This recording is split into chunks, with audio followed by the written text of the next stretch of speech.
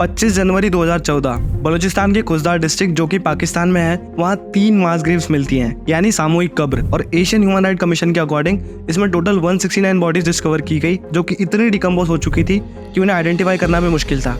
जब लोकल्स वहाँ इकट्ठा होना शुरू हुए और उन्होंने और खुदाई चालू की तो उन्हें 2 मास ग्रेव्स और मिली। बलूचिस्तान के लोकल ह्यूमन राइट ग्रुप्स के पास 8000 ऐसे लोगों का डेटा है जो या तो मिसिंग है या मर चुके हैं या जिनका कोई अता पता नहीं है। और ये कोई आज की नई स्टोरी नहीं है। 75 सालों से पाकिस्तान के बलूचिस्तान में रैम्पेंट ह्यूमन राइट वॉयलेशन चल रहा है, जहाँ आर्मी लोगों को उठा लेती है, फिर उनकी टॉर्चर्ड और म्यूटिलेटेड बॉडीज मिलती हैं। रेप, मर्डर, फोर्सफुल एब्डक्शंस ये बहुत कॉमन बात हो चुकी है। 15 अगस्त 1947 को हमें आज़ादी मिली। उसके ठीक 4 दिन पहले एक देश और था जिसे आज़ादी मिली थी, लेकिन सिर्फ पाकिस्तान को खोने के लिए, जिसकी सज़ा वो 75 सालों से आज तक भुगत रहा है। वो देश था बलूचिस्तान। बलूचिस्तान की कहानी ऐसी है जिसे इंटरनेशनल पॉलिटिक्स देखकर भी अनदेखा कर रही है। ये कहानी है संघर्ष की, ये कहानी है बलूचिस्तान की। Pakistan's graveyard of human rights, Balochistan, the region where successive Pakistani governments have waged a silent war. मेरे जैसी तो लाखों कहानियां भरी पड़ी हैं बलूचिस्तान में। Balochistan has been gripped by violence for decades. जो आर्मी हमारे घर में घुसकर हमें मार रही है, हमारे औरतों के साथ रेप कर रही है, हमारे बच्चों को उठा रही है।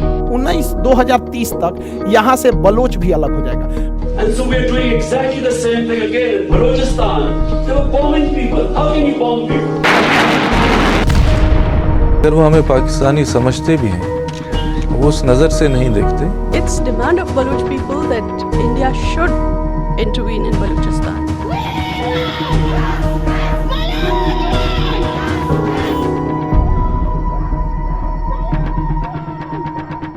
बलूचिस्तान पाकिस्तान के चारों प्रोविंसेस में से सबसे बड़ा प्रोविंस है, जो कि टोटल एरिया का 44% कंट्रीब्यूट करता है, लेकिन वहीं पॉपुलेशन वाइज ये सबसे छोटा है विथ ओनली 6% पॉपुलेशन। और साथ ही बलूचिस्तान पाकिस्तान का सबसे रिसोर्स रिच प्रोविंस भी है। 1400 साल पहले यहाँ पर राय डायनेस्टी का कंट्रोल हुआ करता था, लेकिन 644 में जब अरब्स का ऑनस्लॉट स्टार्ट हुआ तो बैटल ऑफ रसील हारने के बाद में राय डायनेस्टी से इसका कंट्रोल अरब्स को पास हो गया। यहाँ की मेजॉरिटी पॉपुलेशन सुन्नी इस्लाम को मानती है, लेकिन एथनिकली वो बाकी मुस्लिम कम्युनिटी से बहुत अलग है। वो अपने आप को एज बलोच आइडेंटिफाई करते हैं। फास्ट फॉरवर्ड 1947 पार्टीशन के टाइम पर बलूचिस्तान में मेनली 4 प्रिंसली स्टेट हुआ करते थे: कलात, लाजबेला, खरन और मकरान। कलात के रूलर थे मीर अहमद यार खान, जो कि खान ऑफ कलात भी कहलाए जाते थे। और लाजबेला और खरन के प्रिंसली स्टेट भी ब्रिटिश द्वारा इन्हीं के अधीन रखे गए थे। और ऐसे ही मकरान भी, जो कि कलात का एक जिला हुआ करता था। अब 1947 इंडिपेंडेंस ऑफ इंडिया एक्ट के तहत सारे के सारे 565 प्रिंसली स्टेट को ये फ्रीडम दिया गया कि वो चाहे तो पाकिस्तान के साथ मर्ज कर सकते हैं, चाहे तो इंडिया के साथ मर्ज कर सकते हैं, या चाहे तो ऑटोनोमस रह सकते हैं। खान ऑफ कलात ने कश्मीर के राजा हरि सिंह की तरह आज़ादी चुनी और जिन्ना भी उस समय इस बात के लिए मान गए, लेकिन उनका रियल इंटेंशन ये बिल्कुल नहीं था। ब्रिटिश इंडिया में एक पॉलिटिकल पार्टी हुआ करती थी, अंजुमन वतन बलूचिस्तान, जिसको 1938 में एक पश्तून नेशनलिस्ट अब्दुल समाद खान ने फाउंड किया था। और इसका मेन गोल था बलूचिस्तान के लोगों के लिए सेल्फ डिटर्मिनेशन एस्टेब्लिश करना। और इसका आइडियोलॉजिकल इंक्लिनेशन भी था इंडियन नेशनल कांग्रेस के साथ में एक मुद्दे पर, जो कि था यूनिफाइड इंडिया।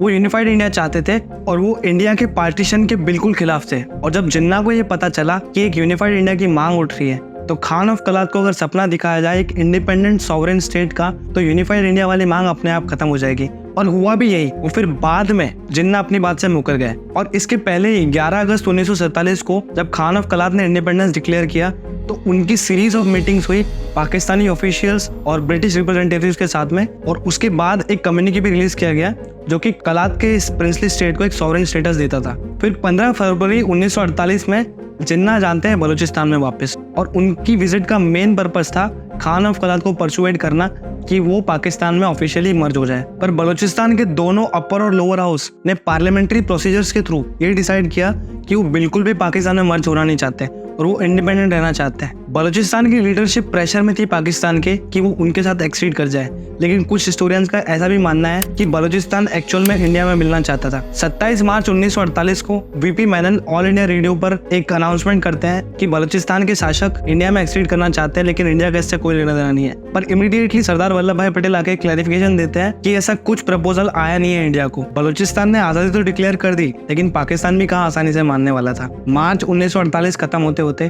पाकिस्तान की आर्मी बलूचिस्तान में मूव इन कर जाती है और 1 अप्रैल 1948 को वो कलात को कैप्चर कर लेती है। खान ऑफ कलात को एडप्ट कर लिया जाता है और उन्हें कराची लेकर जाया जाता है, जहां डरा धमकाकर उनसे इंस्ट्रूमेंट ऑफ एक्सेशन साइन कराया जाता है और बलूचिस्तान फाइनली पाकिस्तान का पार्ट बन जाता है फोर्सफुली।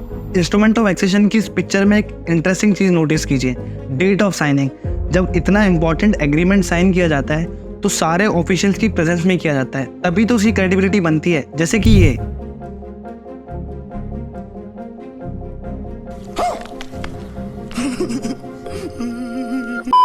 एक सवाल उठते हैं कि ये 2 मुल्कों का यूनियन बन रहा था, कहाँ का एम्बेसडर है, कहाँ के रिप्रेजेंटेटिव को बुलाया गया, कौन थे वहाँ पे? 0, कोई भी नहीं था। तो यहाँ पे नजर ही आता है फॉल प्ले हो रहा था या कोई यूनियन नहीं हुआ, फौज कशी हुई, बलूचिस्तान पे कब्जा किया गया। तो लीगली और कॉन्स्टिट्यूशनली बलूचिस्तान कभी पार्ट था ही नहीं पाकिस्तान का। जिन्ना ने पहले उसकी आज़ादी को सपोर्ट किया और बाद में अपने डिसीजन को रिवर्स कर लिया, और इस फोर्सफुल इनकॉर्पोरेशन की वजह से बलूचिस्तान में एक वाइड स्प्रेड रेसिस्टेंस भी हुआ पाकिस्तानी एडमिनिस्ट्रेशन के खिलाफ, जो कि आज तक चला ही आ रहा है। जब हमारा देश पूरे जोरों शोरों से अपनी आज़ादी की ओर बढ़ रहा था, तब जिन्ना की मुस्लिम लीग ने एक अलग नेशन की डिमांड की। उनका मानना ये था कि मुस्लिम धर्म को मानने वाले लोगों के लिए एक अलग देश बनाना ही ठीक होगा, और इन धार्मिक कट्टरपंथियों की इसी सोच के चलते हमारे देश के 2 टुकड़े हो गए और धर्म के आधार पर देश बना पाकिस्तान। अब हमारा या इवन पूरी दुनिया का जनरल परसेप्शन तो यही होगा कि एक देश जो धर्म के आधार पर बना है, जहाँ की मेजॉरिटी या ऑलमोस्ट सारी पॉपुलेशन एक ही रिलीजन को मानती है, उनमें सोशल यूनिटी तो बहुत स्ट्रांग होगी। लेकिन सिचुएशन इसकी एग्जैक्टली अपोजिट है। पाकिस्तान अपने इंसेप्शन के समय से भी और आज भी एथनिक कम्युनिटीज़ के बीच पावर स्ट्रगल का एक क्लासिक एग्जाम्पल रहा है। डॉक्टर असीम सज्जाद अकबर, जो कि पाकिस्तान के एक लेफ्ट विंग पॉलिटिशियन है, उनका मानना है कि एथनिक डिफरेंसेस आज भी पाकिस्तानी पॉलिटिक्स का सबसे बड़ा फॉल्ट लाइन है। जब पाकिस्तान को बनाया गया तो अलग अलग कम्युनिटीज़ के बीच पावर रिलेशंस में एबनॉर्मलिटीज़ ऑलरेडी दिखाई दे रही थी।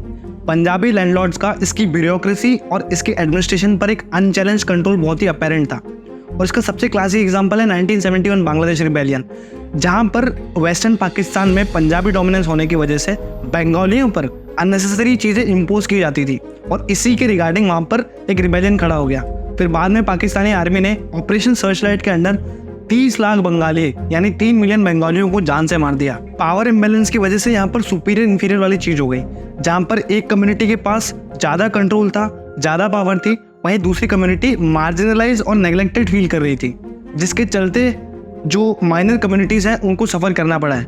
और ऊपर से इनकी मिलिट्री और पॉलिटिक्स का सप्रेसिव नेचर, जहाँ पर ये किसी इशू को समझने और इफेक्टिवली सॉल्व करने की बजाय उसे कैसे भी मिटा देने की कोशिश करते हैं। और एग्जैक्टली सेम चीज़ ये लोग बलूचिस्तान में रिपीट कर रहे हैं। इस वीडियो की रिसर्च करते वक्त मैंने एक्सपीरियंस किया कि रियल हॉरर क्या होता है। पाकिस्तानी मिलिट्री जिस तरीके से अपने सप्रेसिव ऑपरेशन यहाँ पर चला रही है कि बलोच लोगों को कचरे की तरह ट्रीट किया जा रहा है। अब जाहिर सी बात है, जहाँ जुल्म होगा वहाँ रिटेलिएशन भी हो गई, और सेम चीज़ हो रही है बलूचिस्तान में। बलोच फाइटर्स आए दिन पाकिस्तान और चाइना को डायरेक्टली टारगेट करके अटैक करते हैं। जैसे रिसेंट एग्जांपल है, 13 अगस्त को 23 चाइनीज इंजीनियर्स के कॉन्वॉय पर बलोच लिबरेशन आर्मी ने हमला कर दिया। पहले कराची यूनिवर्सिटी में भी हमला हो चुका है। ऐसे दर्जनों एग्जांपल है जो आपको मिल जाएंगे जहां बलोच मिलिटेंट्स ने डायरेक्टली पाकिस्तान और चाइना को टारगेट किया हुआ है। अब चाइना का क्या रोल है आगे डिटेल में समझेंगे। और ये रिटेलिएशन 1948 से ही चला आ रहा है, जब बलूचिस्तान को जबरदस्ती पाकिस्तान में इनकॉर्पोरेट किया गया। तो उस समय खान ऑफ कलात के भाई प्रिंस करीम खान ने पाकिस्तानी एस्टेब्लिशमेंट के खिलाफ एक गुरिल्ला वॉर छेड़ दिया। तभी से अब तक Balochistan resistance movement total 5 phases में चला है, जिसकी शुरुआत जैसे मैंने बताया 1948 में हुई। फिर 1955 में पाकिस्तानी नेशनल असेंबली ने एक बिल पास किया जिसको कहा गया 1 यूनिट पॉलिसी, जो कि मेनली पाकिस्तान की प्रोविंशियल ऑटोनॉमी को ख़त्म करके पूरे पाकिस्तान को एज 1 यूनिट ट्रीट करना था। और इसी 1 यूनिट पॉलिसी के खिलाफ 1958 में एक और रिबेलियन स्टार्ट हो जाता है। नौरोज़ खान, 80 की उम्र और आज़ाद बलूचिस्तान का सपना, वो अपने बेटों और 150 और लोगों के साथ में हिल्स में चले जाते हैं और पाकिस्तानी एस्टेब्लिशमेंट के खिलाफ एक रिबेलियन डिक्लेयर कर देते हैं। वो चाहते थे कि 1 यूनिट पॉलिसी लागू ना हो, इससे बलूचिस्तान की प्रोविंशियल ऑटोनॉमी खत्म हो जाएगी और उनका एक्सप्लॉयटेशन और अलग ही लेवल पर चला जाएगा। अब 1959 आते आते पाकिस्तानी एडमिनिस्ट्रेशन नौरोज़ खान और उनके साथियों की इस रिबेलियन के चलते इस बात को मानने के लिए रेडी हो गया कि 1 यूनिट पॉलिसी को अबॉलिश कर दिया जाएगा। और पाकिस्तानी हुकूमत ने कुरान पर कसम खाकर उनसे ये वादा किया कि वो नीचे आ जाए, अपने हथियार डाल दें और उनको कुछ हार्म नहीं किया जाएगा। लेकिन जब वो नीचे आए तो उनके साथियों को फांसी की सजा दे दी गई और ये चूंकि 80 साल के थे तो इन्हें लाइफ इम्प्रिजनमेंट दिया गया। नवरोज खान ने अपने लोगों को ये सिखाया कि मौत में भी दुश्मन को ये नहीं लगना चाहिए कि हम कमज़ोर हो गए हैं। जब उनके साथियों को फांसी पर लटकाया गया और उनकी लाशों को नीचे उतारा जा रहा था तो आर्मी जनरल से उनसे पूछा कि इसमें से आपका बेटा कौन सा है। उन्होंने कहा कि ये सारे ही मेरे बेटे हैं, क्योंकि पाकिस्तानी आर्मी के लिए बहुत इंपॉर्टेंट था कि उनका जो बेटा है उसको ख़त्म किया जाए, नहीं तो एक और नवरोज खान खड़ा हो जाएगा। और फांसी पर लटकते वक्त उनका जो एक्चुअल बेटा था उसकी मूंछ नीचे हो गई थी। तो 80 साल का बुजुर्ग बैठता है नीचे और उसकी मूंछ को वापस ताव देता है और कहता है कि मौत में भी दुश्मन को ऐसा प्रतीत नहीं होना चाहिए कि तुम हार गए। तो इसी से हम समझ सकते हैं कि बलोच लोग कितने डिटरमिन्ड है अपने आप में। लेकिन 1 यूनिट पॉलिसी को अब तक एबोलिश नहीं किया गया था, जिसके चलते शेर मोहम्मद मारी लाइक माइंडेड मिलिटेंट्स के साथ में 1963 में एक और रिबेलियन स्टार्ट करते हैं, जहां से बलोच रेजिस्टेंस मूवमेंट का 3rd फेज स्टार्ट होता है। ये फेज 1963 से 1969 तक चलता है, जहां शेर मोहम्मद मारी अपने साथियों के साथ गुरिल्ला वॉरफेयर का इस्तेमाल करते हैं पाकिस्तानी मिलिट्री पे अटैक करने के लिए। 1970 में finally president Yahya Khan 1 unit policy को हटा देते हैं और बलोच मिलिटेंट्स भी सीज फायर करने के लिए एग्री हो जाते हैं, क्योंकि बलूचिस्तान को as a 4th province of Pakistan recognition मिल जाता है और इसकी ऑटोनॉमी वापस रिस्टोर हो जाती है। लेकिन इसके बाद भी यहाँ पर प्रॉपर पीस स्टैब्लिश नहीं हो पाई और 1970s में भी अनरेस्ट बना रहा। 1973 में पाकिस्तानी मिलिट्री ने यहाँ पर कुछ गवर्नमेंट ऑर्डर्ड ऑपरेशंस किए और 1973 में प्रेसिडेंट भुट्टो ने देशद्रोह का आरोप लगाते हुए बलूचिस्तान की सरकार को हटा दिया और वहां पर मार्शल लॉ लागू कर दिया, जिसके रिस्पॉन्स में यहाँ पर आर्म्ड इंसर्जेंसी एक बार फिर भड़क उठी और शुरुआत हुई 4th phase of Baloch resistance movement, जहां पर खैर बख्श मारी ने कुछ मारी और मैंगल ट्राइब्स के लोगों के साथ BPLF को एस्टेब्लिश किया, जो कि था बलोच पीपल्स लिबरेशन फ्रंट। और इन लोगों ने धड़ल्ले से अटैक किए पाकिस्तानी आर्मी पर, लेकिन पाकिस्तान ने ईरान के साथ मिलकर इस मूवमेंट को बुरी तरह क्रश कर दिया। 1976 में जनरल टिक्का खान के अंडर बलोच फाइटर्स पर एयर स्ट्राइक की गई और वो सिर्फ बलोच फाइटर्स पे नहीं थी, उसमें सैकड़ों सिविलियंस भी मारे गए, जिसमें बच्चे और औरतें भी थी। और इसका 5वां फेज जो कि 2003 के आसपास शुरू हुआ और आज तक चल रहा है, इसका सबसे वायलेंट फेज माना जाता है। 2006 में बलूचिस्तान फ्रीडम मूवमेंट के एक प्रोमिनेंट लीडर नवाब अकबर बुख्ती को पाकिस्तानी सेना एक गुफा में घेर के मार देती है। उसके बाद से तो ये फेज और ही फियर्स हो गया है। अटैक्स की फ्रीक्वेंसी और उनका इम्पैक्ट बढ़ता ही जा रहा है। लेकिन क्यों सेपरेटिज्म की मांग दिन ब दिन इतनी मजबूत होती जा रही है? इसके पीछे बहुत स्ट्रॉन्ग रीजंस है। बलूचिस्तान 1948 से लेकर आज तक एम्पावरिशमेंट और एलियनेशन फेस करते हुए आया है। ये इतना रिसोर्स रिच स्टेट होने के बाद भी सबसे अंडर डेवलप्ड और गरीब प्रोविंस रह चुका है, जबकि होना इसका उल्टा चाहिए। बलूचिस्तान में कुल 80 मिनरल रिजर्व्स हैं, जिसमें copper, gold, uranium, natural gas और अनेकों ऐसे इंपॉर्टेंट मिनरल रिजर्व्स मिलेंगे। बलूचिस्तान से एक्सट्रैक्ट की गई नेचुरल गैस पाकिस्तान की बाकी प्रोविंसेस में उजाला करती है, लेकिन बलूचिस्तान में आज भी अंधेरा है। वहाँ के लोग बेसिक नेसेसिटीज के लिए लड़ रहे हैं, उनकी जिंदगी बद से बदतर होती जा रही है दिन ब दिन। और सबसे बड़ी प्रॉब्लम यहाँ पानी की है। तिलक देवेश्वर, जो कि बलूचिस्तान कॉरिडोरम के ऑथर है, वो बताते हैं कि यहाँ पानी की इतनी किल्लत है कि कभी किसी के घर में चोरी भी होती है तो सबसे पहली जो चीज़ चोर लेके जाता है वो कंटेनर होता है पानी का।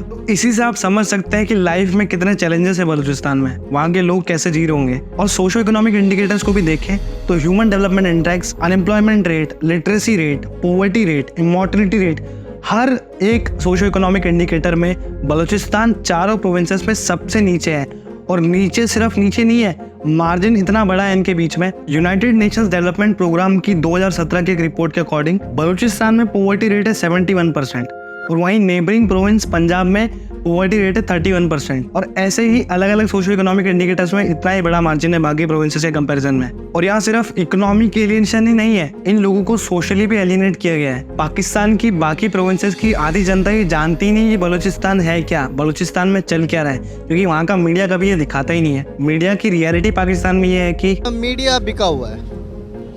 मीडिया कुछ लोगों से, कुछ सियासतदानों से पैसा लेके, खसूसन पाकिस्तानी मीडिया हमारा, सॉरी फॉर आर्गूमेंट, वो बिका हुआ है। पाकिस्तान की नेशनल लाइफ में बलोच लोगों का पार्टिसिपेशन उतना ही कम है जितना कि बॉलीवुड में न्यू कमर्स।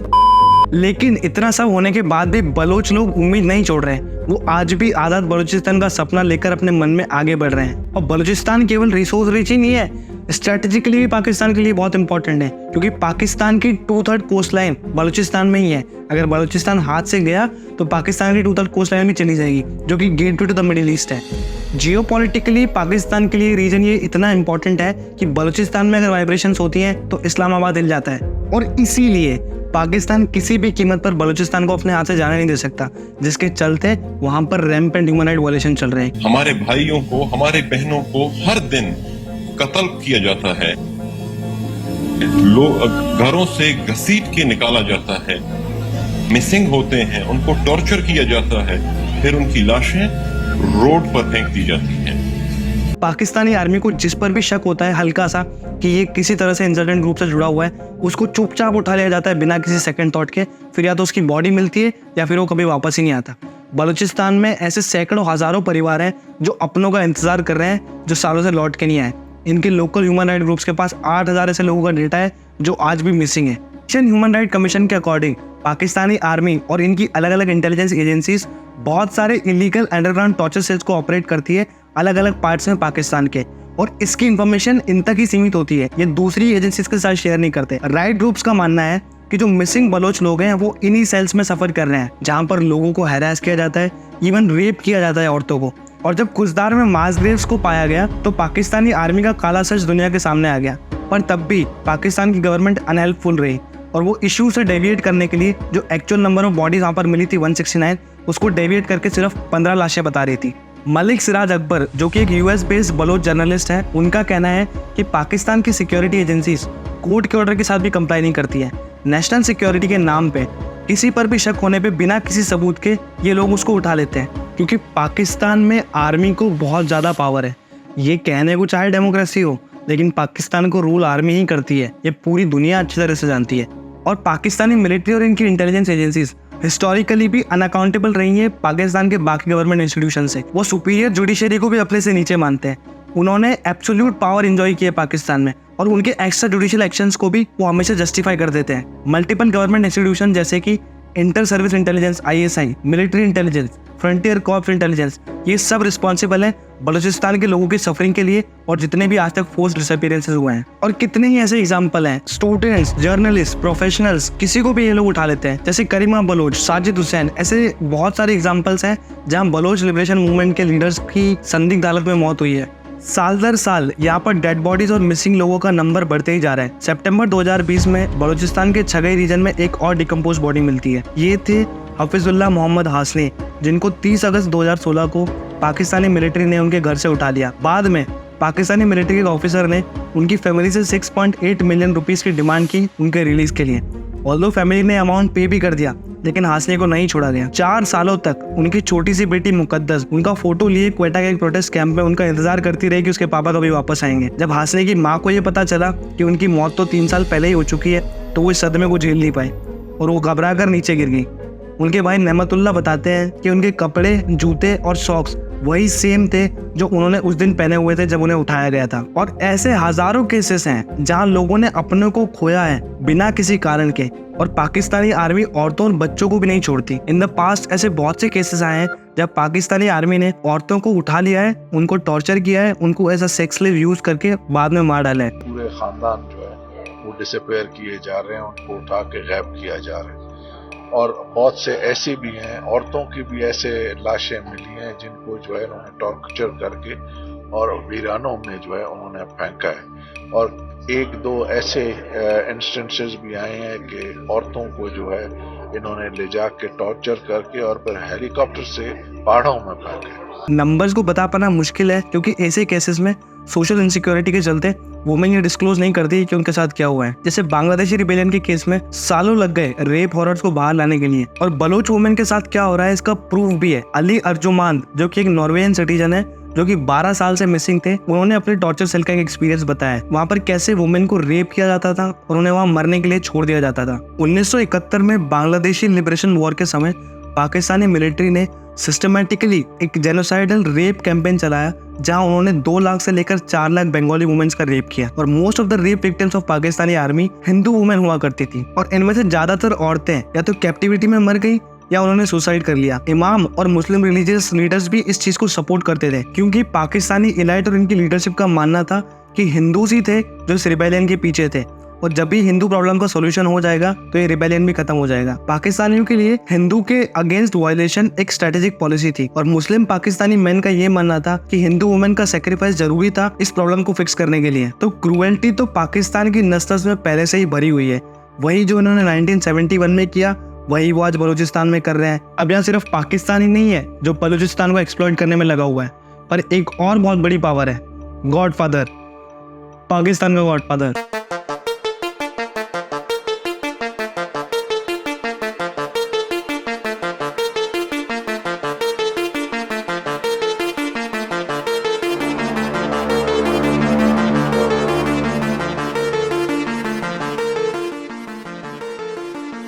चाइना आज के समय बहुत हैवीली इन्वेस्टेड है पाकिस्तान में।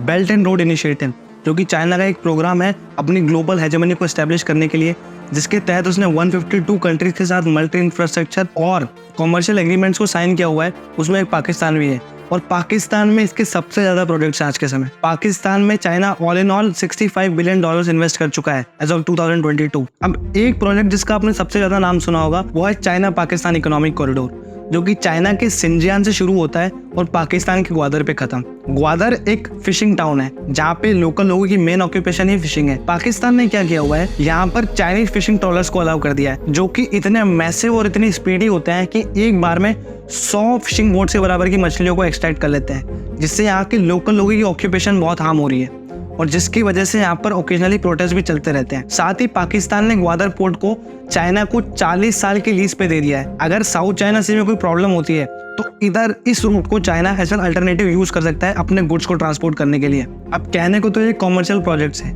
लेकिन सच तो यह है कि चाइना के मिलिट्री एम्बिशंस भी इसके साथ डीपली जुड़े हुए हैं, और पाकिस्तान चाइना की मदद से इस रीजन में अपना फुटप्रिंट इंक्रीज करना चाहता है। तो तेरा भी भला और मेरा भी भला, इसीलिए पाकिस्तान बलूचिस्तान को as a growth engine use कर रहा है। और सच तो यह है कि पाकिस्तान और चाइना मिलकर बलूचिस्तान को लूट रहे हैं, हर रोज बलोच लोगों को मार रहे हैं। नहीं तो आप भी सोचिए, पाकिस्तान में क्यों आएगा चाइना? एक डेजर्टेड रीजन में चाइना आकर करेगा क्या?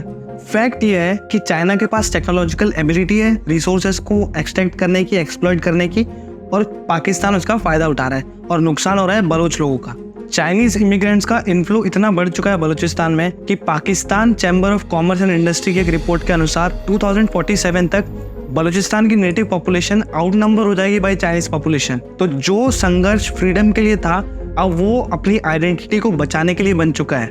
इंटरनेशनल पॉलिटिक्स और वर्ल्ड मीडिया इतना ध्यान नहीं दे रही इस टॉपिक पे, इसे देखकर भी अनदेखा कर रही है। बलूचिस्तान के लोग इंडिया को उम्मीद की नजर से देखते हैं। पाकिस्तानी एडमिनिस्ट्रेशन ने कई बार एलिगेशंस लगाए हैं इंडिया के ऊपर कि इंडिया इसमें इंडायरेक्टली इन्वॉल्व है, लेकिन आज तक सिग्निफिकेंट प्रूफ कभी नहीं मिला है। पर बलूचिस्तान के लोग जेन्युइनली चाहते हैं कि जैसे इंडिया ने 1971 में बांग्लादेश में इंटरवीन किया था, वैसे ही वो उनको सपोर्ट करें। ये जो मौका आज है नरेंद्र मोदी जी के पास और बीजेपी की सरकार के पास, शायद कल ना हो, तो आज बलूचिस्तान को उनके प्रोएक्टिव रोल की जरूरत है। बलोच मूवमेंट को सपोर्ट करके इंडिया बलोच लोगों की तो मदद कर ही सकता है, और साथ ही पाकिस्तान को भी प्रेशराइज कर सकता है एंटी टेररिज्म पॉलिसीज अपनाने के लिए। आमिर अहमद सुलेमान दाऊद, जो कि ऑफिशियली 35th खान ऑफ कलात है, उन्होंने 2018 में एक बार कहा था कि वो भारत जैसे देशों का सपोर्ट सीख करेंगे पाकिस्तान से इंडिपेंडेंस पाने के लिए। पाकिस्तान इंडिया से 4 फुल फ्लेजेड वॉर्स हार चुका है, और इसी के चलते उन्होंने कोवर्ट वारफेयर की स्ट्रेटेजी अपनाई है, जहां वो ब्लीड इंडिया विद 1000 कट्स की आइडियोलॉजी को फॉलो करते हैं। और स्पेशली 1971 में बांग्लादेश लिबरेशन वॉर के बाद में पाकिस्तान ने इस पॉलिसी को एक्टिवली फॉलो किया है, क्योंकि बांग्लादेश का पाकिस्तान से अलग होना उसके लिए सबसे बड़ा जख्म था। और इन्हीं एक्टिविटीज के लिए पाकिस्तान की सबसे फेवरेट जगह कश्मीर है, और इसके दर्जनों एग्जाम्पल है। 2008 मुंबई अटैक, पुलवामा, उरी, पठानकोट, ऐसी कई इंसिडेंट्स हो चुके हैं इंडिया में जहां पर पाकिस्तान ने अपनी कायरता का परिचय भली भांति दिया है। लेकिन इंडिया इस केस में कर क्या सकता है? क्या 1971 की तरह आज भी एक डायरेक्ट मिलिट्री कॉन्फ्रंटेशन वायबल है? इसका सीधा आंसर है नहीं, क्योंकि आज दोनों ही कंट्रीज न्यूक्लियर आर्म स्टेट्स हैं, और अगर इनके बीच में एक direct war like situation arise होती है तो न्यूक्लियर थ्रेट एस्केलेट होने का पूरा चांस है, और इसको कभी भी डिफेंस एक्सपर्ट्स और मिलिट्री स्कॉलर सपोर्ट नहीं करते हैं। राजेश राजगोपालन, जो कि JNU प्रोफेसर है इंटरनेशनल पॉलिटिक्स के, उनका कहना है कि बलूचिस्तान के रिगार्डिंग इंडिया को एक स्ट्रॉन्ग स्टैंड लेना चाहिए, क्योंकि बलूचिस्तान पाकिस्तान के लिए स्ट्रेटेजिकली बहुत इंपॉर्टेंट है, और पाकिस्तान को पता है अगर बलूचिस्तान हाथ से निकल गया तो वो बहुत ही वीक हो जाएगा। इसीलिए इंडिया को बलूचिस्तान रिबेलियन को इनडायरेक्टली मटेरियल हेल्प प्रोवाइड करना चाहिए, जिसके थ्रू वो एम्पावर हो सके और पाकिस्तानी आर्मी से लड़ सकें। सिर्फ मॉरल सपोर्ट से कुछ नहीं होगा, जब तक हम उन्हें मटेरियल सपोर्ट नहीं देंगे तब तक एक रीजनेबल चेंज आ ही नहीं पाएगा। और इंडिया को उन बलूच लीडर्स को सपोर्ट करना चाहिए जो एग्जाइल में रहकर, दूसरे देशों में रहकर अपने मूवमेंट को आगे बढ़ा रहे हैं। कुछ एक्सपर्ट्स का ये भी मानना है कि इंडिया को अलाउ करना चाहिए बलूचिस्तान को कि एक वो गवर्नमेंट इन एग्जाइल बना ले इंडिया में, जैसे तिब्बत के केस में हुआ था। और इनडायरेक्ट इन्वॉल्वमेंट के थ्रू इंडिया पाकिस्तान को उसी की भाषा में जवाब दे सकता है, at the same time avoiding nuclear threat. और साथ ही बलूचिस्तान मूवमेंट को सपोर्ट करके इंडिया चाइना के मेगा प्रोजेक्ट्स को भी काउंटर कर सकता है, जैसे कि सीपैक, जो कि इंडिया की सॉवरेनिटी पर एक मेजर थ्रेट है। अब बलूचिस्तान को आज़ादी मिलेगी या नहीं, ये तो एक बहुत बड़ा सवाल है अपने आप में, ये तो टाइम ही बताएगा। लेकिन ये जरूर है कि उनका संघर्ष एक टाइम पर मीनिंगफुल जरूर होगा। और अगर पाकिस्तान अपनी सप्रेसिव पॉलिसीज को ऐसे ही बलूच लोगों पर इम्पोज करता रहा तो कोई बड़ी बात नहीं है कि 1971 वाली हिस्ट्री एक बार फिर रिपीट हो जाए और एक और नया बांग्लादेश बलूचिस्तान के रूप में बनकर उभरे।